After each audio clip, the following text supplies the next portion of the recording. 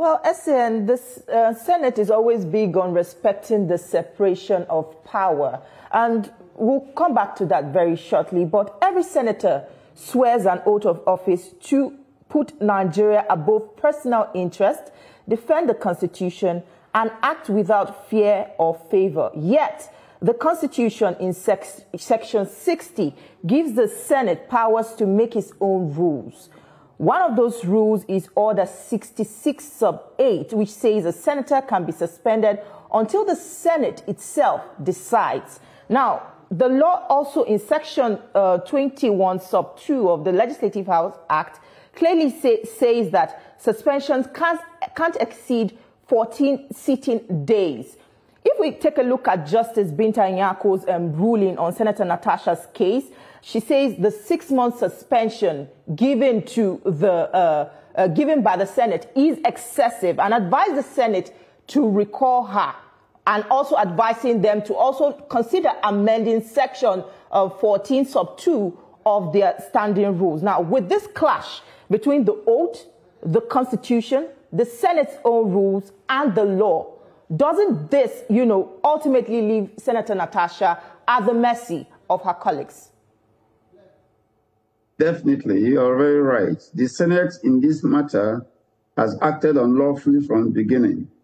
There are so many cases, so many, court decisions that you cannot suspend the legislature because a parliamentarian is representing a constituency.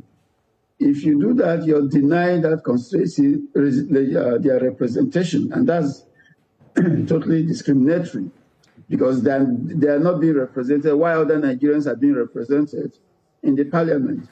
Now, that is one. Secondly, the rules itself, like my Lord stated in our judgment, clearly stated that you can take disciplinary action, but within a time frame of 14 sitting days. Now, slamming a 6-month suspension, we all said that that was excessive, that was arbitrary, and that was unlawful.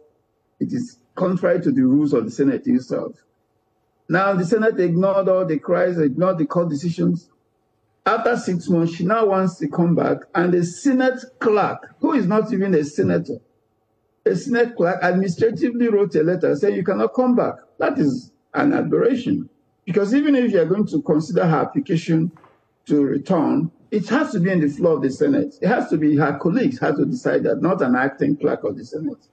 I mean, this is throwing rule of law out of the window. And I think the Senate should retrace itself. I believe that my learned brother Sales in the Senate, we advise the Senate properly. Because what they're doing is setting a wrong precedent and ignoring the decisions of the court. I'm glad, sorry, I have a follow-up to that, because I'm glad that you mentioned that it is the decision of her colleagues. Now, if you recall, on March 6th this year, following her suspension, the Senate clearly stated that she must submit a written apology before the Senate considers lifting or reducing her suspension. Why is no one talking about this clause mentioned in her suspension? Is it that are you advising Senator Natasha to disrespect the Senate again, by not tendering an apology before she is being recalled back to the Senate? Well, the Senate is guided by rules.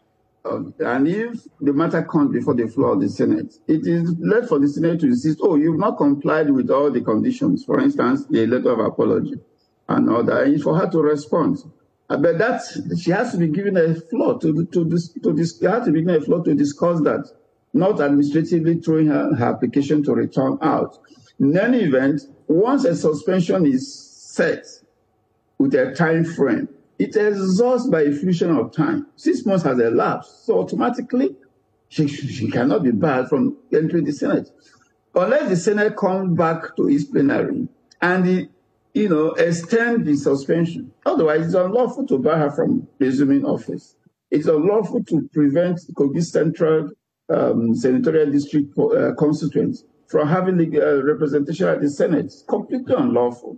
So whether there's an apology or conditions for this suspension has been made is a matter for discussion at the Senate plenary when considering her application to return to the Senate.